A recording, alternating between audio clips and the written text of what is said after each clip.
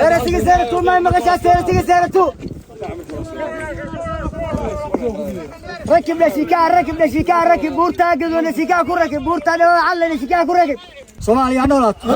صومالي هنولات لا يقرا هنولات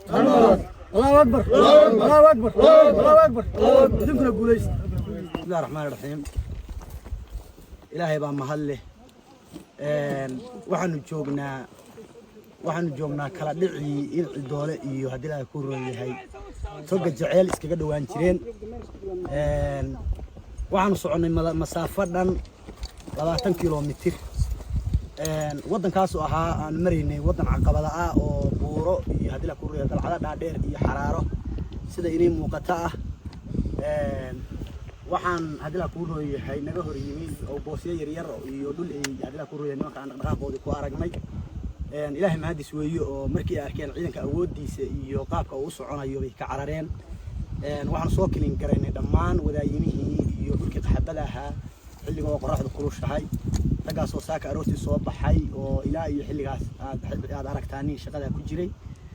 وح واجب نجس سعري هاي أدلى كله هاي أبني جبوت لهم يعدو جاس تبرت الدرن ملك استوي جلانين أنت كلت وحاس هذي كلها سراكيش كلته يوحي عندها في إيران قدرية لكن وحنا ديارهم هاي الحلي والبنا يجور والبوا وقت كستوى أنا من ملكته يمرق يجوا يمسكح ذي يسوق إنه تذكر اعتبرت درنا وكسود دولي وضنا كأنه أجنبي جاء إلهي بانا إنه تقولين هي أو قفك هدوي هاي قف هذي كلها يود الشيء كيمين أو عن دين في دين أو عن عاونه ودين أو عن تلاقيه ودين بوب يدل تذكر لبين تعال غير بتلان كسود دولي waxaan diyaar u nahay inaan ka qabanno dhamaanteen war diyaar ma u nahay diyaar ma u nahay ilaahay baa ina guuleynaya waan guuleysanayna intii aan hore u dhignay iyo inta kale oo hadda hadii la ku reeharsan oo tabar darna waa soo dabar jaraynaa guuleysta ciidanka Puntland guul guuleysta aad iyo aad baan u salaamayaa marka ugu horeysa shacabka weynaha Soomaaliyeed gaar ahaan shacabka Puntland gaar ahaan xukuumadda Puntland ugu horeysa Cabdullaahi Dani waxaan u taaganahay milcada iyo qoraxdaas waxaa ka sheekeeyay gaalkii ugu horeeyay caynaanshe oo dul istaagay waxqabadka amaanta qabanay waxaan ku darayaa laba qodob kaliya waxaan u taaganahay mar waliba inaan geyiga Soomaaliyeed ka qorayno argagixisada insha Allah bidilaahi kariim marka aan gudano waajibaadka calmiska aan ka sifayno argagixisada waxaan u gudbi doonaa inaan Soomaaliya ka qorayno argagixisada oo aan taageero heer caalami ah aan u fadhino dhammaan meel ka soo argagixisada ay ku jirto oo ugu horeyso koonfur walaalahan ku dhibaataysan oo waxa weeye arg shabaabku degay oo ammaan walba laga saari waayay ciidankan waa ciidan u taagan midnimada Soomaaliyeed u taagan waxa weeye la dagaalanka argagixisada intii qof cadaan ah oo Soomaaliyeed ku soo duulayo waxaan u taaganahay inaan ka gudano kana celino 10 ku filan waa siinay waxaan aad ugu mahadcelinayaa ciidamada Puntland oo geesiyada ah oo runtii u maray maalmihii dhaway dagaaladii dhacayay isba ay salahayn wiilashii la dagaalamayay cid ba halka ugu imaan ka dhah buusan boqol oo fiid abeentay fuuleen oo ismay marka ku xirteen oo dhishikiyaal ku xirteen oo beekaamiga saarteen bay wax islahayn qofkii inii soo fuulaba halka ku dhufo hadaba wiilasha aan gaban oo aan leexan baasiday ugu socdeen buurta dhaladan tay ugu tageen madaxa xabad kale oo dhacay qoriyana saaga wada qaatay aad waxaan ugu mahadcelinayaa ciidanka naftoodurayaasha ah oo Puntland waxaan u taaganahay inaan xilli kaste aan gudano waajibaadka ka daalimino keena ugu dambeey intuu ku dhimanayo waa gudanaynaa oo hore baan ugu soconaynaa insha Allah bidilaahi kariim waxaan kala toofirin halkaan ooga dirayaa dhammaan shacabka Puntland oo taageeraha nala garab taagan oo isku duuban anaguna waxaan dhididka u sooranaa qoraxda u taaganahay waxay tahay sida ay nabad iyo nolol wanaagsan ugu noolaan lahaayeen nolol wanaagsan iyo nabad way haystaan hore baan u sii wadi doonaa insha Allah waxaan dhawaan ka rajaynaynaa shacabkeena garab taagan dawladdeena oo noo didho Soomaaliya inaan ka xoreyno argagixisada dhulkan waa dhul Soomaaliyeed dhulkan u dhalanay annaga u dhimanayna cid kale oo gaba baahan annagu inay noo timaado ama waxa weeye ciidamada ajnabiga noo keeno ay ka dagaalanto tan annaga iska leh annaga ku dhimanayna dhulkaygu caqabad nooma ah waa noo xaax buuraha godadka waxa annaga waxay noo yihiin baan ku noo dhulkaana soo dhaweynaya guriga hooyadeen iyo godku aan galana waa seem noogaba duwana godkaan galana guriga hooyadeen seexanana ka soo toosnay waayo waa dhul aan leenahay lahaanshaan ugu jiray sheegaso waxaan u sheegaynaa ufayni inay hadashay ufayni inay la jirto hillaa ufayni inay taageerayso hillaa inay ufayni taageerayso hillaa calmiskaad inay xoroobayso calmadow inay xoroobayso annagaa ka dambaynaa annagaa ka dambaynaa kuwii jannada doonay naar bay heleen yaa naarta siiyey ilaac gobolka bari allaahu akbar waxaannu garab taagannahay ciidamada yada qalabka sida ee xinjirtooda iyo dhiiggooda aan ku huridno aan ku jiifayno ku daaqayno xaq baynu kula dagaalamaynaa nafteenna u dhimanaynaa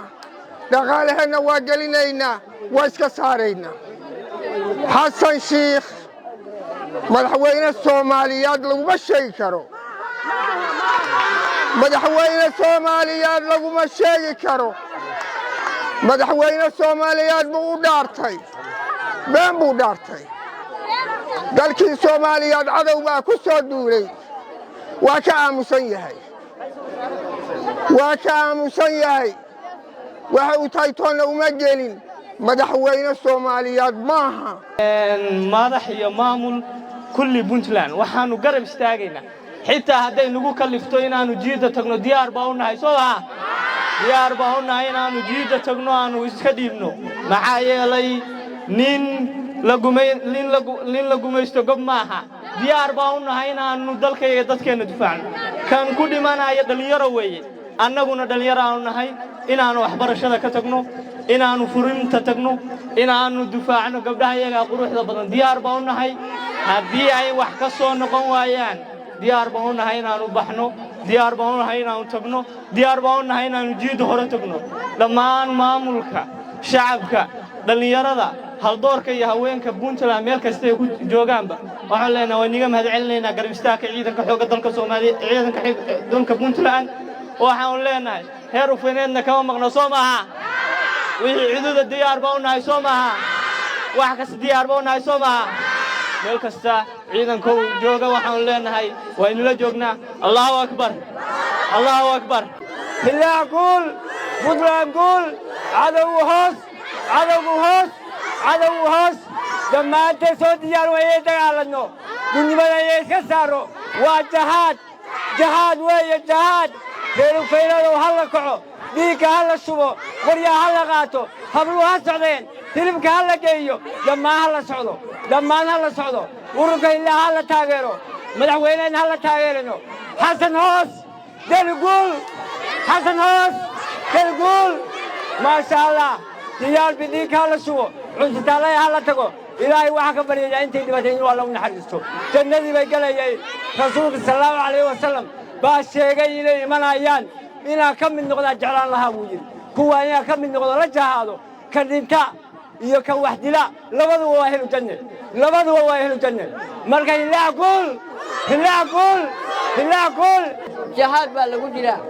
jahaadkii la sheegayay iyagu jahaad baanu ku jirnaa meelay laakiin iyagaa in lagu jahaado allahu akbar allah weyna waaxid ah awalan waxaan ka taxsiinayaa geesiyaashii ku shahiiday duulaankii ballaarnaa ee lagu qaaday daacish waxaan leeyahay ina lilaahi maa akhad walahu maa acdaa wa kullu shayin cindahu biajalin musamma naf walba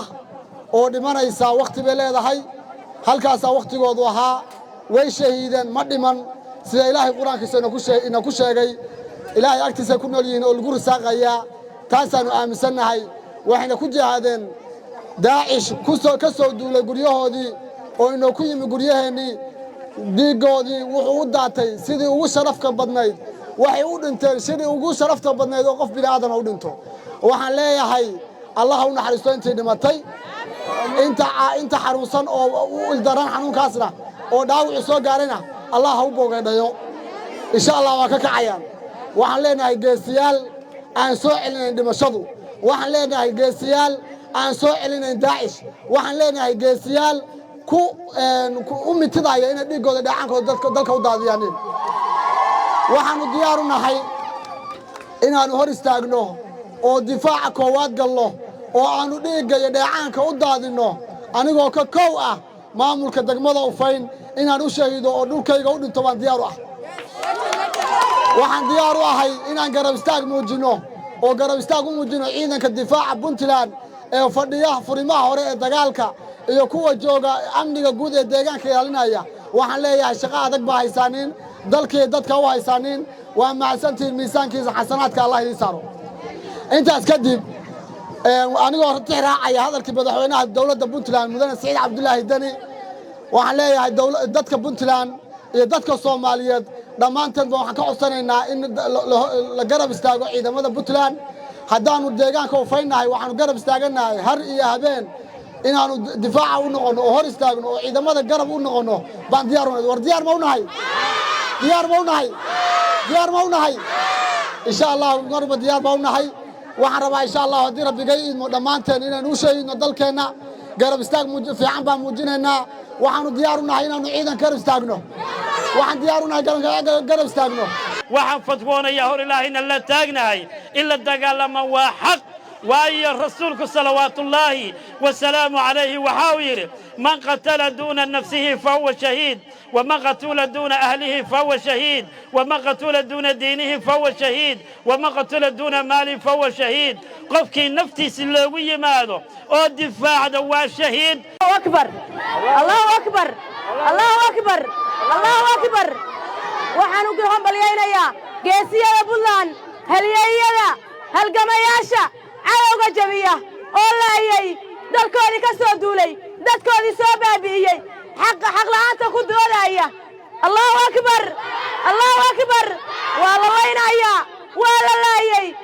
haddaanu nahay deegaanka ufayn degmada ufayn diyaar waxaanu la nahay inaannu maxay haytay garab qabanno raggayaga inaan raggayaga hilibka u shiillo inaan raggayaga maxay haytay hubka la qaadanno waa la diriraynaa qoryahaannu qaadanaynaa haddaannu nahay haweenka ufayneed waa diriraynaa qorigaannu qaadanaynaa dhiiggaannu shubaynaa sabaayaddaannu dubaynaa hilibkaannu qalaynaa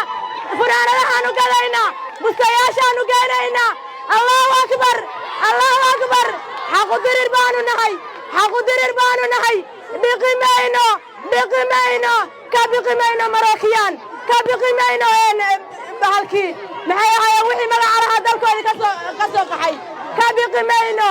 daacish ka biqi mayno daacish waa la laayay raggeennii baa laayay halgamayaasha Puntland allahu akbar taaga dowladda Puntland ciidamadeena difaaca ku jira 3 habeen iyo 3 maalmood baan waxaan u taagnaa inaan ciidanka Puntland garab istaago wallaahi ma seexan oo bilaahi ma seexan oo 3 maalmood inaan quraacada qadayn waxaan u taagnaa inaan garab istaago ciidamada Puntland wiilasheena furinta ku jira diyaar waxaan u nahay inaan dhiigga u shubno waxaan diyaar u nahay inaan dhiigga u shubno reer Puntland haddaan nahay meel kasta aan joogno reer Ufayneed haddaan nahay waxaanu diyaar u nahay haweenkayagu inaanu ciidamada nafta u shahiidno meeshay wiilashadu maraan inaan marnaba diyaar u nahay meeshay wiilashadu maraan baan diyaar u nahay carruurtii agoobada baa waxaan rabnaa inay rajoobaan oo aanu ku shahiidno baan rabnaa inaanu ku shahiidno rabnaa allahu akbar baan leenahay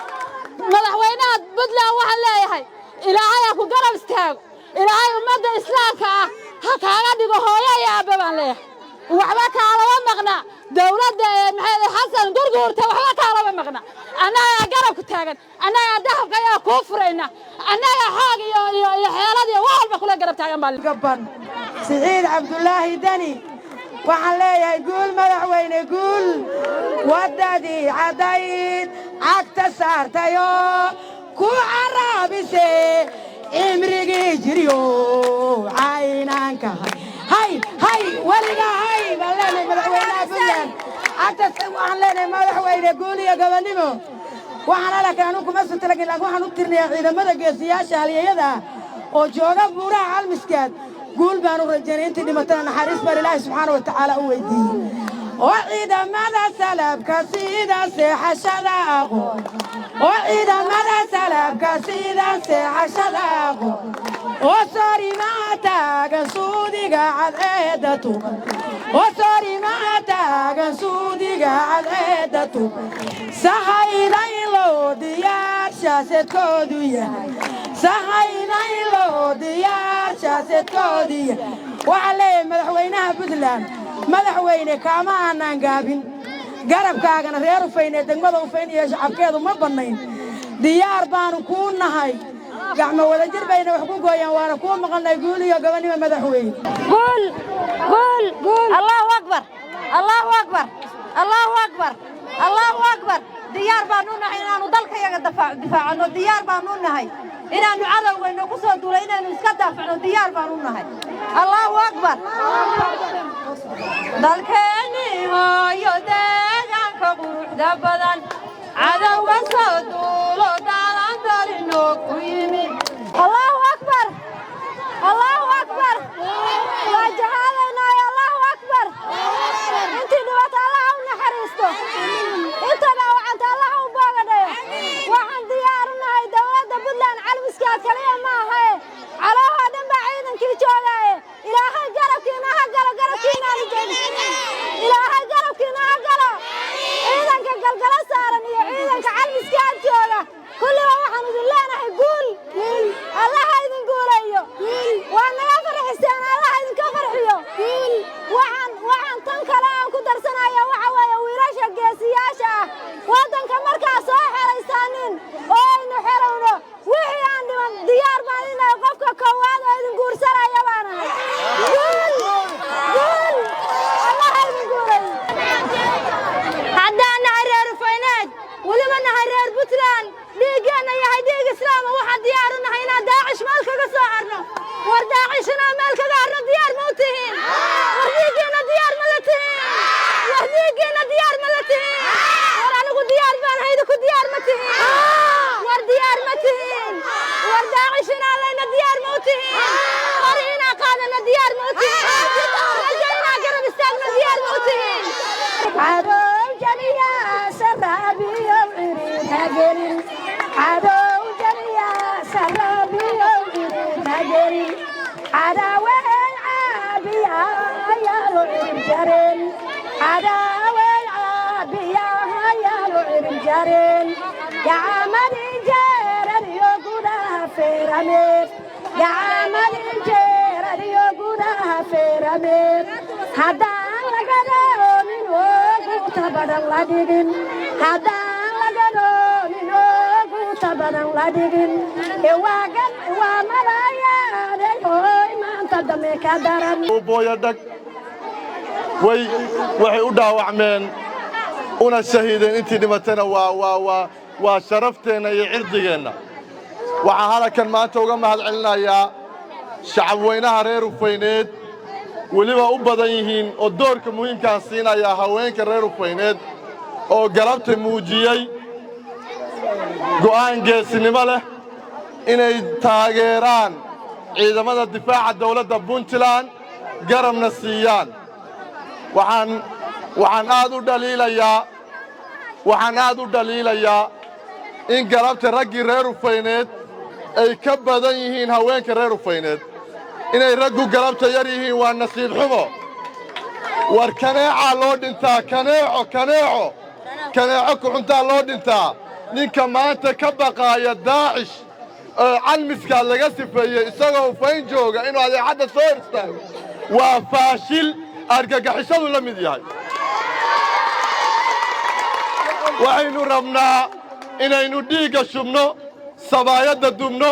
gooyaasha keenno bustayaasha keenno waxaan shaqooyinkayga uga soo fasax qaatay inaan reer Ufayneed dhiig cusub ku shubo asbuuca la shaqeeyo waxaynu la dubaynaa sabaayadda waxaanu ururinaynaa ariga waxaynu garab taagannaa ciidankeenna waa go'aan geesinimo leh waa la dhimanayaa kuwii naga door karoonaa waa calmiskaad ku dhintay waxaan rabnaa reer Ufayneedow inaynu madaxda dawladda Puntland ugu horreeyo madaxweyne Siciid Cabdilaahi Dani iyo ciidamada calmiskaad saaran inaynu meel uga soo wada jeesno taageerno waa garab taagannahay waan shaqaynaynaa guul baan rajaynaynaa Allahu akbar Allahu akbar Allahu akbar bismillaahi raxmaani raxiim alxamdulillaahi rabbil caalamiin halkan waxaan rabaa inaan hambalyo iyo bogaadin aan ka diro marka ugu horeysa waxaan hambalyeynayaa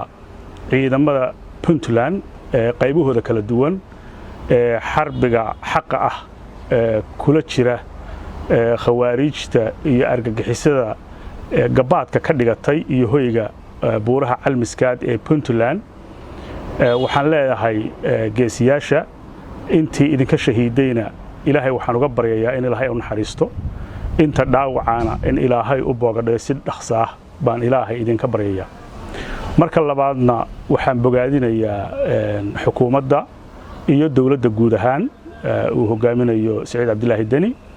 oo runtii muujisay ka go'naansho in ay la dagaalanto oo cidhib tirto argagixisada isku bahaystay ee wadamo fara badan isaga yimi ee dhulkeennii meel ka mid ah ee gabaad ka dhigtay si ay ummadda kale ugu dhibaateeyaan ka go'naanshahaas aad baan runtii ugu bogaadinayaa marka saddexaadna waxaan iyana bogaadinayaa dadweynaha guud ahaan qaybahooda kala duwan hadday ahaan lahay dadweynaha Puntland kuwa SSC Khaatumo dal iyo dibadba sida ay u muujiyeen inay dhiig iyo dheefba ay diyaar u leeyihiin inay la garab taagan yihiin ciidamadooda arintan waa arin ay tahay in meel looga soo wada jeesto waa dalkeennii oo la rabo in laga dhigto meel dalka Puntland ka Soomaaliyeed iyo guud ahaan geeskan Afrikaba in laga dhibaateeyo meel ay ku soo tashadeen weeye ma aha dad loo kala oo group ah oo kooban ma aha waa dad ajaaniba oo aynu arkaynay meydadkoodii waana dad meel fara badan isaga yimi uma iman inay naftooda ku badbaadiyaan oo ay ka soo carareen wadamadoodii oo ay dambiilayaal ku yihiin waxay u yimaadeen inay dadkeena dhibaateeyaan taana runtii waa mid u baahan inaynu ka wada hortagno xilli loo baahnaa mar walba xilliga marka la joogo ayaa munaasib ah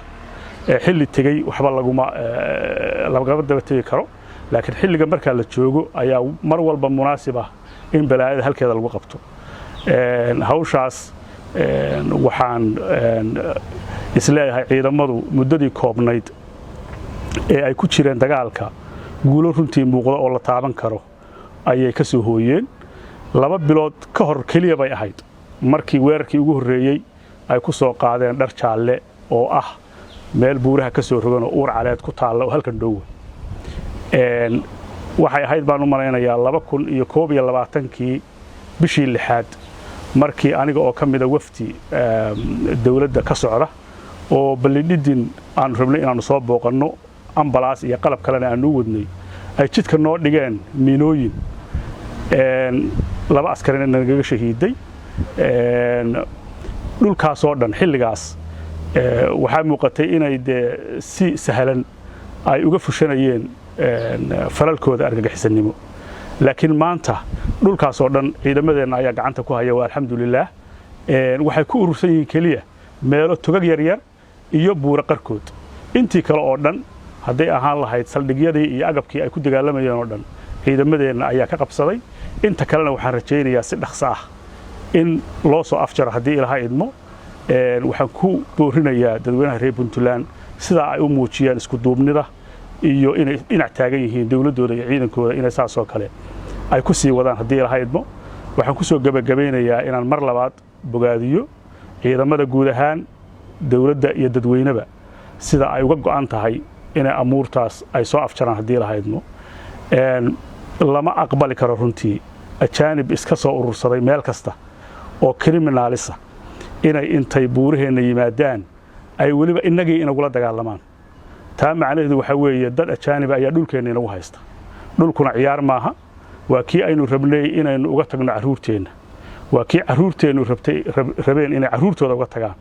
maanta waxa muhiim ah arinta in meel la saaro aynu iska soo afjarno insha Allah aad iyo aad baad u mahadsantihiin wassalaamu calaykum waraxmatullaahi wabarakaatuh